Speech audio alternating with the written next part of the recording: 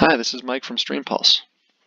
Once you've uploaded data for a new site, you'll be able to find that site here in the drop-down menu on the Cleaning app. This app allows you to flag data points that are in need of further attention, so that later, when you're fitting metabolism models, you can filter specific flagged data from your data set before passing it into a model, such as those available through StreamMetabolizer. If you scroll down, you'll see that there's a separate plot here for each of the variables associated with the site that you've chosen. And by interacting with these plots, you can view, add, and remove flag data. So first, wherever you see an orange point like this one, that's a flag that's already been created. I've hovered the mouse over this point, and I can see that someone's labeled it a bad data point, and they've explained that the reason is the sensor was not in the water at the time that this reading was taken. Continuing down, I can see that there are some interesting features off to the right side of the air temperature plot.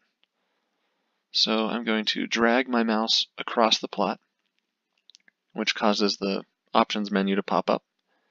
And here I just want to zoom in on that region, so I'll click the blue button. Now I'd actually like to flag one of these features, so again I'm going to drag my mouse across the points on the plot, and I will choose a flag label from the drop-down menu. Now I'm not sure what's responsible for creating this feature, so I'm not going to say that it's bad data or even questionable. I'm just going to say this is an interesting feature. And I'll call it large air temp fluctuation. Now if I wanted to, I could apply this flag to all variables.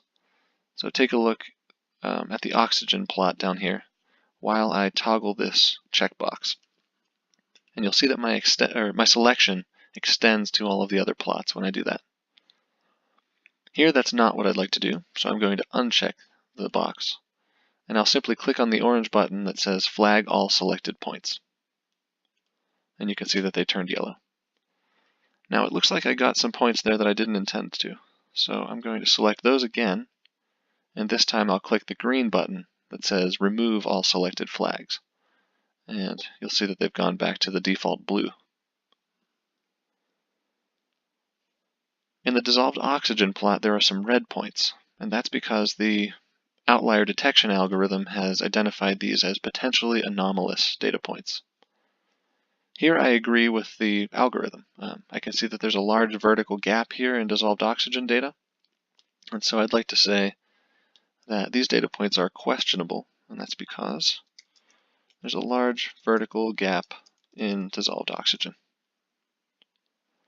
Now with red points, your job is a little bit easier because you can click on this red button that will only flag the red points under the selection that you've made. When you're ready to zoom out, you can simply double-click on any of the plots. And when you're ready to move on to a different time range, you can scroll up to the top and either click on Previous 4 weeks, or you can choose a different range from the drop-down menu.